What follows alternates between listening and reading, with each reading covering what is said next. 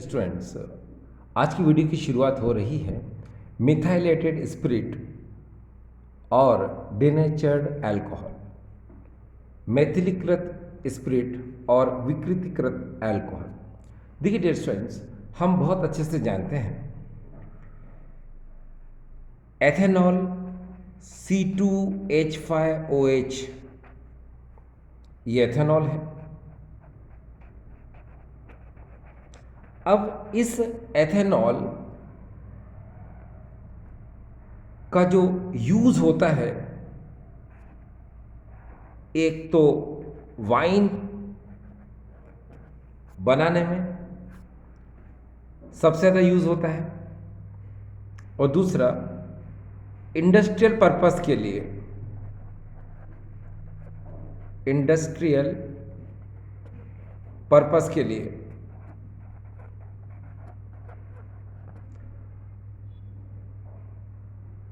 Wine बनाना यानी कि शराब,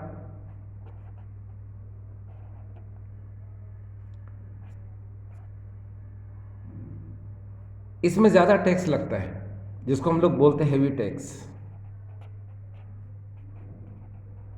लेकिन जो एथेनॉल इंडस्ट्रियल पर्पस के लिए यूज होता है, औद्योगिक उद्देश्य के लिए होता है, उसमें टैक्स पहले तो नहीं लगता था, लेकिन अब 18% इस पर जीएसटी लगता है। तो डियर स्टूडेंट्स, अगर हम यहाँ पर देखें कि इथेनॉल यानी कि इथाइल अल्कोहल C2H5OH होता है, जिसका यूज़ सबसे ज़्यादा वाइन बनाने में होता है, और वाइन बनाने में अगर यूज़ हो रहा है तो यहाँ पर हेवी टैक्स लिया जाता है, यानी सबसे ज़्यादा टैक्स लिया जाता है। लेकिन जब इस एथेनॉल का यूज़ इंडस्ट्रियल पर्पस के लिए होता है तो वहाँ पर टैक्स शुरू में तो नहीं लगता था, शुरुआत में, लेकिन आजकल इस पर 18% जीएसटी लगता है। ठीक है, अब बात यह आती है कि इंडस्ट्रियल पर्पस के लिए जब हम इस एथेनॉल को भेजेंगे, इस एथेनॉल को अगर हम इंडस्ट्रियल पर्पस के लिए भेजेंगे तो इंडस्ट्री में काम करने वाले जो लेबर हैं, इस एथेनॉल को पी के मस्त हो जाएंगे, है ना। और अगर वो पी के ही मस्त हो गए तो फिर इंडस्ट्री में काम कौन करेगा। ठीक है, कहने का मतलब ये है कि इस एथेनॉल को इस इंडस्ट्री में जब हम भेजते हैं तो भेजने से पहले हम इस एथेनॉल को, इसमें कुछ ऐसे केमिकल्स मिला देते हैं जो टॉक्सिक नेचर के होते हैं, कुछ ऐसे पदार्थ मिला देते हैं जो विषैली प्रकृति के होते हैं। जैसे हम इस एथेनॉल में, ये देखिए, ये जो एथेनॉल है इसमें हम पिरिडीन मिला देते हैं। ये देखिए, हम इसमें पिरिडीन मिला देते हैं, साथ ही साथ हम इसमें मिथाइल अल्कोहल मिला देते हैं, या फिर आप चाहो तो एसीटोन मिला सकते हो, CH3COCH3। ठीक है, आप चाहो तो CuSO4 मिला सकते हैं, आप चाहो तो 1% इसके अंदर पेट्रोल मिला सकते हैं। ठीक है, कुल मिलाकर के यहाँ पर आप चाहो तो इसमें क्रूड ऑयल मिला सकते हैं।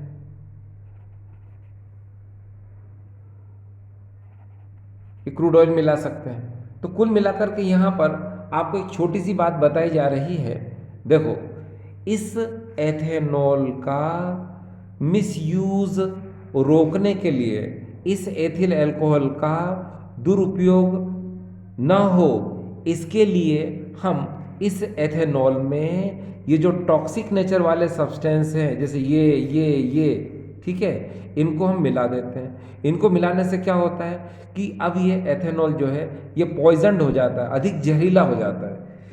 अधिक टॉक्सिक नेचर इसमें आ जाने की वजह से क्या होगा कि कोई भी ह्यूमन बीइंग जब इसको एज ए ड्रिंक यानी इसको पीने के लिए यूज़ करेगा तो उसकी क्या हो जाएगी, डेथ हो जाएगी। ठीक है, तो इसीलिए हम कह सकते हैं it is unfit for drinking purpose, यानी कि ये पीने के लिए भी ठीक नहीं है। फिर आप सोचते होंगे कि इसका यूज़ क्या होता होगा, कि भाई इसका यूज़ होता है पेंट यानी पेंट्स बनाने के लिए, वार्निश में इसका यूज़ होता है। ठीक है, इस डिनेचर्ड अल्कोहल का, यानी कि वो अल्कोहल जिसको हमने टॉक्सिक कर दिया है, इसको हम लोग बोलते हैं डिनेचर्ड अल्कोहल। तो इस अल्कोहल का यूज़ जो होता है वो होता है पेंट्स के लिए, वार्निशेस के लिए और केमिकल्स यानी कि मेडिसिन बनाने के लिए। ठीक है, तो अब आपको ये बात समझ में आ गई। ठीक है, अब डियर स्टूडेंट्स यहाँ पर एक बात को ज़रा समझें कि ये तो मैंने आपको एक जनरल आइडिया दिया इस मिथाइलेटेड स्पिरिट यानी मैत्रीकृत स्पिरिट और डिनेचर्ड अल्कोहल के लिए, यानी विकृतकृत अल्कोहल के लिए। लेकिन एग्ज़ाम में हम कैसे लिखेंगे? एग्ज़ाम के लिए तो ये कुछ ज़्यादा हो जाएगा। तो एग्ज़ाम में लिखने के लिए हमको क्या करना पड़ेगा वो बताता हूँ मैं आपको। एग्ज़ाम में लिखने के लिए हम देखिए इस तरह से लिखेंगे, मिथाइलेटेड स्पिरिट और डिनेचर्ड अल्कोहल, इसको लिखेंगे हम इट इज़ 95% इथाइल अल्कोहल।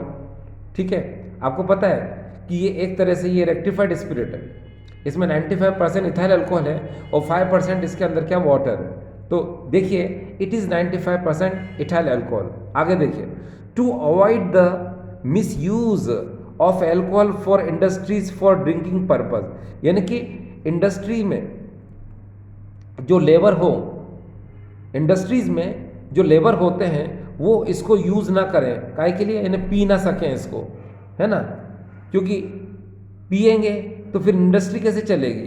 तो इसीलिए क्या होता है, to avoid the misuse of alcohol for industries for drinking purpose, यानी कि इंडस्ट्री में कोई इसको पी ना पाए। ठीक है, उसका यूज़ कोई ना कर पाए, उसका क्या मिसयूज़ कोई ना कर पाए। तो उसको रोकने के लिए हम क्या करते हैं, इसको हम क्या करते हैं, कुछ केमिकल्स मिला देते हैं जो कि टॉक्सिक नेचर के होते हैं। ठीक है, लिखा है it is made unfit by adding methanol, pyridine etcetera. हम इसको क्या करते हैं, इस इथाइल अल्कोहल में कुछ ऐसे केमिकल्स मिला देते हैं जो टॉक्सिक नेचर के होते हैं, जो कि पॉइजनड होते हैं, यानी विषैले होते हैं, जैसे मिथाइल अल्कोहल, मेथेनॉल, पिरिडीन। ठीक है, ये मिला देते हैं। ठीक है, जिससे क्या होता है, वो अनफिट होता है, यानी कि ड्रिंकिंग पर्पस के लिए क्या होता है, वो अनफिट होता है। ठीक है, इस प्रोसेस को हम लोग क्या बोलते हैं, this process is called denaturing of alcohol. इसी को हम लोग बोलते हैं क्या, मिथाइलेटेड स्पिरिट। ठीक, अब आगे देखिए, यहाँ पर एक बात को ज़रा समझिए, ये जो मिथाइलेटेड स्पिरिट होता है या फिर डिनेचर्ड अल्कोहल होता है, ये चीप होता है, सस्ता होता है, क्योंकि मैंने बताया ना इस पर टैक्स जो है बहुत कम लगता है या लगता ही नहीं है। ठीक है, और दूसरी बात, इसका मैक्सिमम जो यूज़ होता है वो इंडस्ट्रीज़ के लिए होता है। ठीक है ना, इन्हें उद्योग में इसका क्या होता है, यूज़ होता है। तो अब आपको समझ में आ गया कि आपको लिखने का जो तरीका है वो कैसे। देखिए एक बार फिर से, it is 95% ethyl alcohol. To avoid the misuse of alcohol for industries for drinking purpose, it is made unfit by adding methanol, pyridine, etc. The process is called denaturing of alcohol, and the alcohol thus obtained is called methylated spirit or denatured alcohol. It is quite cheap and can be used for industries. बस ये से लिख सकते हैं आप। तो आपको ये समझ में आ गया, ठीक है, कि मिथाइलेटेड स्पिरिट और डिनेचर्ड अगर एल्कोहल है तो उसको लिखना कैसे है, बाकी मैंने एक्सप्लेन तो किया ही है। अब डियर स्टूडेंट्स, इसके आगे हम जो अगला टॉपिक पढ़ने जा रहे हैं उसे हम फिनोल का हेलोजिनेशन, नाइट्रेशन और सल्फोनेशन कहा जाता है। तो हमारी शुरुआत जो होगी इसके जस्ट बाद वो होगी हेलोजिनेशन के साथ। तो देखिए डियर स्टूडेंट्स, ये हेलोजिनेशन इसको हिंदी में हेलोजनीकरण कहते हैं। तो हम सबसे पहले ये देखिए, यहाँ पर लेते हैं फिनॉल।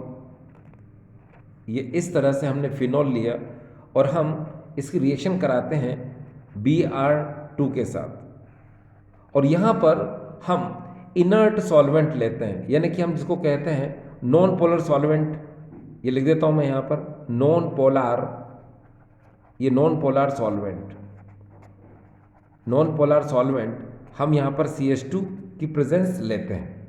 ठीक है, देखिए ये फिनॉल है, हम इसको Br2 से रिएक्ट कराते हैं और ये CH2 नॉन पोलर सॉल्वेंट होता है। ठीक है, अक्रिय विलायक होता है। इसकी प्रेजेंस में जब हम इसको रिएक्ट कराते हैं तो इसमें ऑर्थो एंड पैरा ये दो प्रोडक्ट का फॉर्मेशन होता है।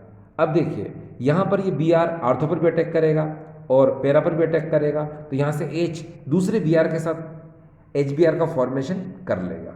तो देखिए जरा यहाँ क्या होगा, सबसे पहले हम ऑर्थो का फॉर्मेशन करेंगे, ये देखिए OH और यहाँ हमने Br लगा दिया।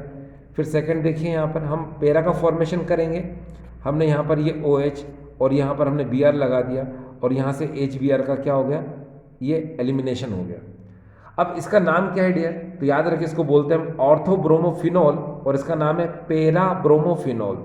तो यहाँ लिख देते हैं ऑर्थो ब्रोमोफिनॉल और ये हो जाएगा यहाँ पर पैरा ब्रोमोफिनॉल। ठीक है, ये ऑर्थो ब्रोमोफिनॉल है और ये पैरा ब्रोमोफिनॉल। एक बात का ध्यान रखिए कि यहाँ जो ऑर्थो ब्रोमोफिनॉल है ये माइनर प्रोडक्ट होता है जो कि कम क्वांटिटी में बनता है, और जो पैरा ब्रोमोफिनॉल होता है ये मेजर प्रोडक्ट होता है जो कि ज़्यादा क्वांटिटी में बनता है। ठीक है, अब ये जो हेलोजनेशन है याद रखना इस नॉन पोलर सॉल्वेंट CH2 की प्रेजेंस में हुआ। अगर मान लो हम यहाँ पर कोई पोलर सॉल्वेंट ले लेते जैसे वाटर, तब इसका जो हेलोजनेशन होता तो ऑर्थो पैरा ऑर्थो यानी ट्राई सब्स्टिट्यूट का फॉर्मेशन करता। जरा देखिए कैसे, अगर हम यहाँ पर ये देखिए ये फिनॉल लिया हमने और यहाँ पर हम Br2 ले लेते हैं और यहाँ पर हम ले लेते हैं H2। आपको पता है ये कौन है, ये है पोलार सॉल्वेंट यानी कि ये है ध्रुवीय विलायक। एक बात और है कि जब भी Br2 H2O के साथ होता है तो इसको हम लोग क्या बोलते हैं, इसको हम लोग बोलते हैं ब्रोमीन वाटर। ये भी थोड़ा सा याद रखना, आप क्या बोलते हैं इसको, हम ब्रोमीन वाटर भी इसको कहते हैं।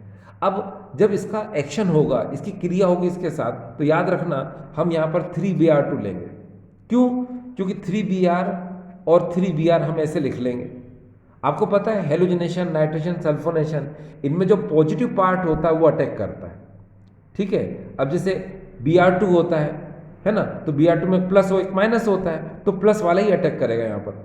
ठीक है, जैसे एक Br यहाँ अटैक करेगा, एक यहाँ करेगा, एक यहाँ करेगा, फिर यहाँ से 3H निकलेंगे, तो जो नेगेटिव Br है उसके साथ वो बाहर HBr का फॉर्मेशन कर लेते हैं। ठीक है, अब जरा 3Br2 को आपने 3Br लिखा, अब यहाँ यहाँ यहाँ अटैक करा देते हैं। देखिए यहाँ पर इस तरह से यहाँ पर OH है और यहाँ पर first Br, that is the second Br and now this is third Br, और यहाँ से 3HBr तो बाहर निकल ही चुका था। अब इसका नाम क्या होगा, देखो 1, that is a 2, that is a 3, that is a 4, that is a 5, that is a 6। इसको बोलेंगे हम 2,4,6 ट्राइब्रोमोफिनॉल। तो इसका नाम हो जाएगा 2,4,6 और ये हो जाएगा ट्राई ब्रोमो, ठीक है, फिनॉल, ये इसका नाम हो गया। ठीक है, तो ये डियर जो आपने देखा इसको हमने कहा क्या, हेलोजनेशन। अब हम बात करेंगे अगला नाइट्रेशन की। तो जस्ट इसके बाद देखिए आप यहाँ पर, ये देखिए यहाँ पर हमने नाइट्रेशन लिखा। अब हम नाइट्रेशन कर रहे हैं किसका, फिनॉल का। तो यहाँ पर ये देखिए मैंने यहाँ पर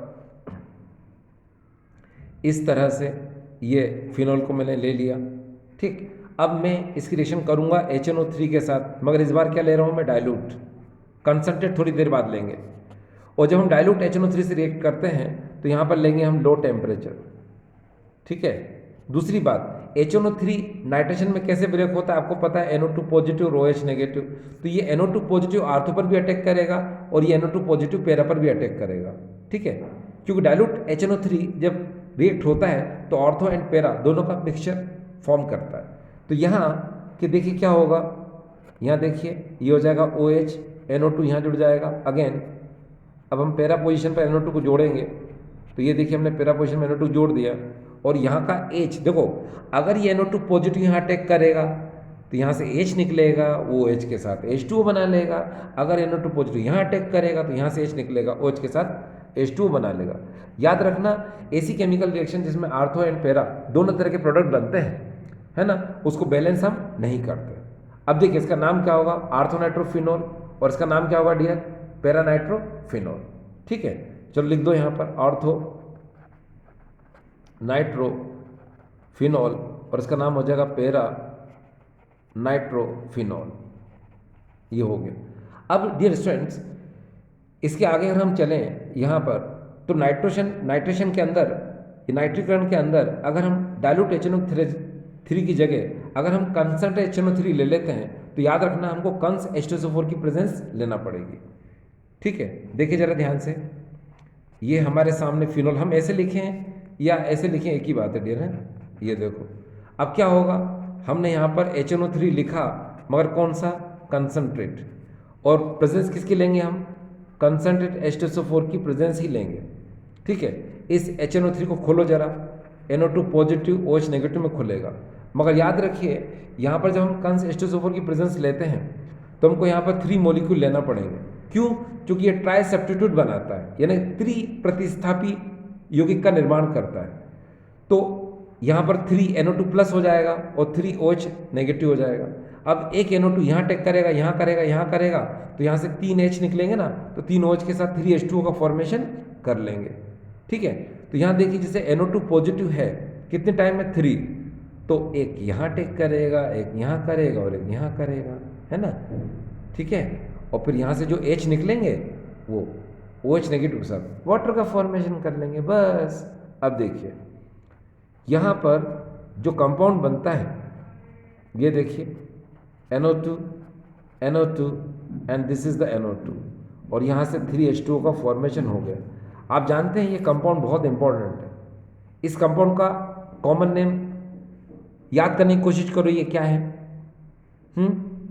IUPAC नाम तो आप बता देंगे इसका, कि IUPAC नाम तो बहुत इजी है। देखिए 1, ये 2, ये 3, ये 4, ये 5 एंड 6, तो 2, 4, 6 देखो ना, 2, 4, 6 ट्राइनाइट्रोफिनॉल, ये तो इसका IUPAC नाम हो जाएगा, 2, 4, 6 ट्राइनाइट्रोफिनॉल, ये तो IUPAC नाम हो जाएगा। लेकिन इसका कॉमन नेम क्या होगा? तो याद रखिए डियर, ये बहुत इंपॉर्टेंट कंपाउंड, इसका नाम है पिक्रिक एसिड। ये है डियर क्या? Picric acid. ठीक है, ठीक है, ये पिक्रिक एसिड है। ये सबसे स्ट्रॉन्ग एसिड माना जाता है, जितने भी एसिड हैं उन सभी के अंदर ये सबसे स्ट्रॉन्ग एसिड माना जाता है। जितने भी अम्ल हैं उन सब में ये प्रबल अम्ल है। याद रखिए पिक्रिक एसिड यानी कि पिक्रिक अम्ल। ठीक है, अब हेलोजनेशन के जस्ट बाद डियर स्टूडेंट्स, अगर हम आगे की तरफ चलें तो अब हम बात करेंगे यहाँ पर सल्फोनेशन की बात करेंगे। ठीक है ना। चलिए तो अब हम जल्दी से सल्फोनेशन को भी देख लें। यहाँ पर इस समय हम पढ़ने जा रहे हैं सल्फोनेशन। देखो डियर स्टूडेंट्स, सल्फोनेशन में आपको पता है H2SO4 से रिएक्शन होती है। H2SO4 मतलब डायल्यूट के साथ भी हो सकती है और कंसंट्रेट H2SO4 के साथ भी रिएक्शन हो सकती है, ऐसा आप सोच रहे होंगे, है ना। तो मैं कहूँ डियर स्टूडेंट्स, याद रखिए कि फिनॉल की अगर हम कंस H2SO4 से रिएक्शन कराते हैं, ठीक है, तो कंस H2SO4 के साथ ही रिएक्शन होती है, लेकिन उसके लिए 2 अलग अलग टेम्परेचर लिए जाते हैं। देखिए कौन कौन से, यहां देखिए हमने यहां पर लिखा फिनॉल और हम यहां पर लिख रहे हैं H2SO4 और यहां पर लिखा हमने कंस यानी कंसंट्रेट। अब कंसंट्रेट H2SO4 है सर, खोलेंगे कैसे इसको? SO3H पॉजिटिव और OH नेगेटिव में खोलते हैं। देखो डियर स्टूडेंट्स, मैंने पहले भी कहा था, मैं फिर से बोल रहा हूँ, halogenation, nitration, sulphonation, fiddle-craft reaction, ये जितनी भी नाम मैंने बताए हैं ये सब इलेक्ट्रोफिलिक सब्स्टिट्यूशन रिएक्शन बताते हैं। ठीक है, यानी कि इनमें पॉजिटिव पार्ट अटैक करता है। ठीक है, ठीक, चलिए, यानी कि ये SO3H क्या करेगा, इसके अंदर अटैक करेगा। अब लेकिन एक बात है डियर, मैंने आपसे कहा कि 2 डिफरेंट इसमें क्या होता है, टेम्परेचर होते हैं। तो आप जरा ध्यान से देखिएगा, अगर मान लो यहाँ पर टेम्परेचर अगर मैं 15 डिग्री सेंटीग्रेड से 20 डिग्री सेंटीग्रेड लेता हूँ तो ये SO3H आर्थो पर अटैक करेगा। कहाँ पर? यहाँ पर। तो यहाँ से H निकलेगा, वो इस OH के साथ H2O का फॉर्मेशन कर लेगा। देखिए OH और ये हो जाएगा SO3H और यहाँ से वाटर निकल गया। अगर मान लो मैंने टेम्परेचर राइज कर दिया, कितना 100 डिग्री सेंटीग्रेड कर दिया, तब ये SO3H अटैक करेगा कहाँ पर, यहाँ पैरा पोजिशन पर। ये अटैक करेगा, यहाँ से H निकलेगा, OH के साथ वाटर मोलिक्यूल निकल जाएगा बस। तो यहाँ देखिए क्या होगा, यहाँ पर OH और यहाँ पर हो जाएगा ये SO3H और यहाँ से वाटर निकल जाएगा। अब देखिए इसका नाम क्या होगा, इसका नाम मैं ओरली बता देता हूँ क्योंकि इधर स्पेस नहीं है। इसका नाम है ortho hydroxy benzene sulphonic acid. क्योंकि ये ऑर्थो पोजीशन पे लगा है ना, तो क्या बोलेंगे इसको, ortho hydroxy benzene sulphonic acid. हाँ, इसका नाम मैं लिख देता हूँ, बस वहाँ ऑर्थो लगा लेना ऊपर। तो देखो इसका नाम क्या होगा, ये पैरा पोजीशन पे लगा हुआ SO3H, इधर देखिए OH के थ्रू, तो यहाँ क्या होगा, यहाँ बोलेंगे इसको पैरा हाइड्रोक्सी, ये देखो पैरा हाइड्रोक्सी, फिर हो जाएगा बेंजीन सल्फोनिक एसिड, ये देखिए ये हो जाएगा बेंजीन, और फिर यहाँ पर आएगा क्या, सल्फोनिक एसिड, ये हो गया। ठीक है, तो डियर स्टूडेंट्स अभी मैंने आपको कौन कौन सी चीज़ें पढ़ाई हैं ये आपने देख लिया। मैंने आपको शुरुआत जो की थी वो की थी मैंने आपसे डिनेचर्ड अल्कोहल के साथ, ठीक है। फिर सेकंड मैंने आपको पढ़ाया था हेलोजेनेशन। फिर मैंने आपको पढ़ाया नंबर 3 नाइट्रेशन, और नंबर 4 पढ़ाया मैंने सल्फोनेशन। इसमें अगर हम ज़्यादा इम्पोर्टेंट टॉपिक की बात करते हैं तो एक तो ये है डिनेचर्ड और सेकंड है नाइट्रेशन, ये ज़्यादा इम्पोर्टेंट, ठीक है। एग्ज़ाम में ज़्यादातर ये क्वेश्चन, इसमें से क्वेश्चन ज़्यादा पूछे जाते हैं और इसमें से पूछे जाते हैं, ठीक है। लेकिन अच्छे स्टूडेंट को तो खैर सभी पढ़ना होता है, ठीक है। तो आई होप डियर स्टूडेंट्स आज का वीडियो आपको समझ में आया होगा, ठीक है। Thank you.